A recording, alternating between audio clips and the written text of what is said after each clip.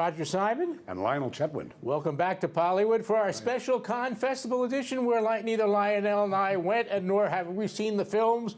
But that does not stop us for a moment, does it, Lionel? No, I've been there, so I know it well. Yeah, but these films we didn't see. You don't have to see these films. You have to, that's the beauty of this year's Cannes. You don't have to see the films to know what it's all about. But the last few years, God, Paul. To me, the most interesting story to come out of Cannes really didn't have much to do with the film. It had to do with Lars von Trier, the guy whose art is neatly stenciled on his hand. This is a Danish director, as you know, who makes a career of making films about the United States, a place to which he has never been and never intends to go. In his mind, his creation, he's the ultimate artiste, you see. Yeah. My creation is more important than reality. I'm the artist. Who are the rest of you? Well, work for Shakespeare. And he's got another film there, which he's the guy who did Dogville, where he sketched out an American town on a gym floor and shot a film, a very anti-American film, as if it really happened. Anyway, he, in an interview, and in his winning way, Roger, said, you know, I have a lot of sympathy for Hitler. He was a good guy, and said nice things about Hitler and the Holocaust. And unlike Mel Brooks, he was serious. He was serious. This was not spectacular for Hitler. It was the reaction to it that bothered me. The Jules Jacob, who runs the festival, then expelled him.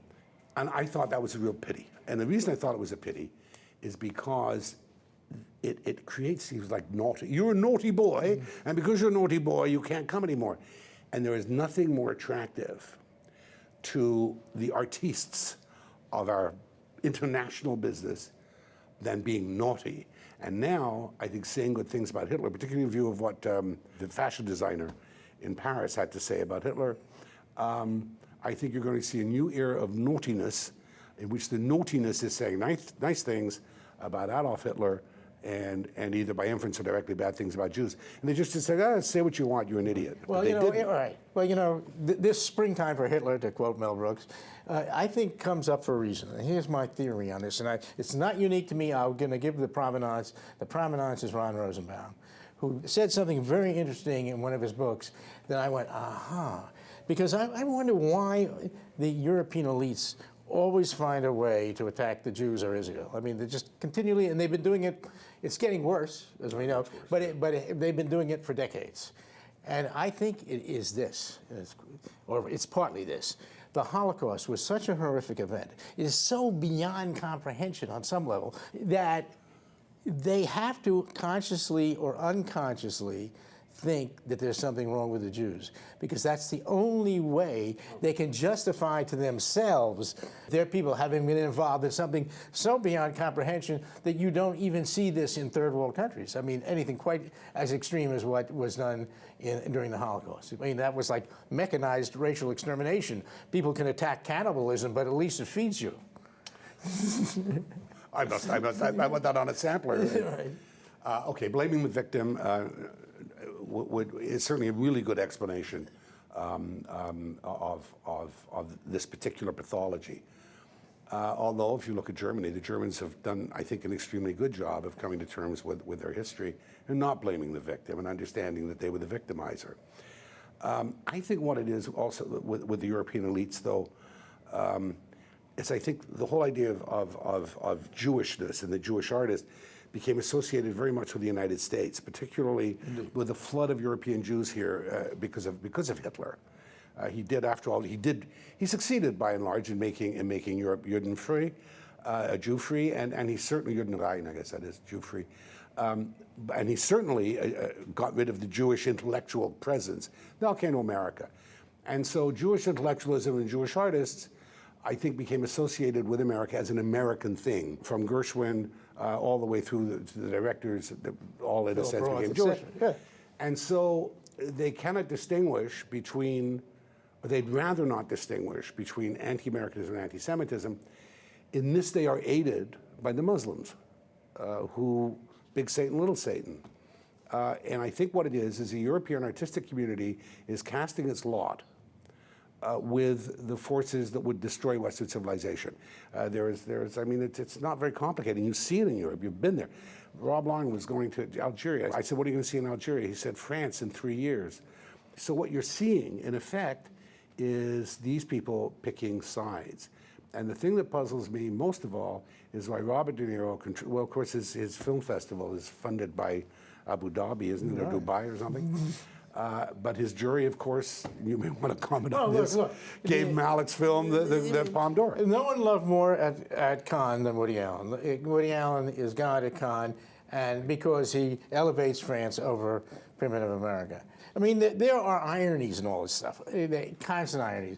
Gilles Jacob, the head of Cannes, is Jewish. Yeah. He's the one, as you say, quickly expunged von Trier's. Yeah. I mean, if in my book, he should have been expunged von Trier's for boredom, but that's another issue. That's another issue. But I mean, as we were saying before, the whole atmosphere of Cannes is becoming more and more marginalized as the cinema, as it used to be in the glory days of Cannes, when awards were given to the likes of Fellini and Buñuel.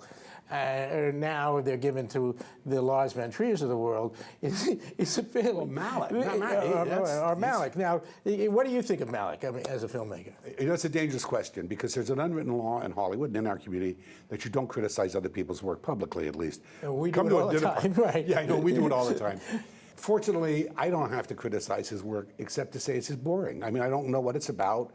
It's a cultish thing. It's like Nouvelle Vague. It's like Jean-Luc Godard, Hiroshima Mon Amour. Come on, who are you kidding? You think it's like, oh, well, if you were an ordained priest in the world of the artiste, you would understand this. Come on, yeah. It's well, you know, Malick is a smart businessman, though. He makes very few movies and gives few interviews. He's a J.D. Salinger of film, they say. Yes, right, except not as entertaining to read. I mean, J.D. Salinger's fun to read. Yeah, but J.D. Salinger also picked rather slim subjects like incoherent 60-year-old adolescents.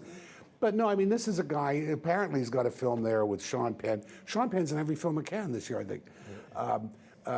Where do we come from? Where are we going? It's a great epic. It's the Bible, a new Bible, according to Malick. And if it won the Cannes Palme d'Or, my guess is, if you want to see what the artists really think of from Genesis through Acts, go see this film because this is their Bible. Well, rolling back, though, to Cannes of the past, when you go back to the days of the Truffaut Fellini days when those movies meant something, and then you come forward into our time, the movies mean less and less and less, and they don't even make it to Oscar land now. I mean, the Palme d'Or at Cannes doesn't even mean this movie's going to be nominated for an Oscar. Before it would mean, oh, you know, at least the best foreign film or whatever. I don't think it means that. And it would also guarantee an immediate acceptance into the American market, and all the things that go with being an artiste. But you know, Rasmussen, I see great analogies here, Roger. Rasmussen is constantly now metering the difference in opinion between the political class and the people of the United States. And every time the people think something, like from being pro-Israel to anti-Obamacare, the political class is exactly the other way around. 80-20 at times is a reversal between the two. And I think that that's what's happening, that what Cannes has come to represent is that artistique veneer. I know I go on about this all the time, and I think it's really important. I think when a culture's art becomes divorced from the lives of its people, it loses a vibrancy. It becomes something for cloisters and for monks. The great period of American filmmaking was when those filmmakers were deeply rooted in their time and place and commenting upon that, from Sturgis to Capra, to all of them. Anyway, this is Roger Simon. And Lionel Chetwynd. Next week in Poliwood with some movies we may have seen, so stay tuned. We'd have to get busy. Right?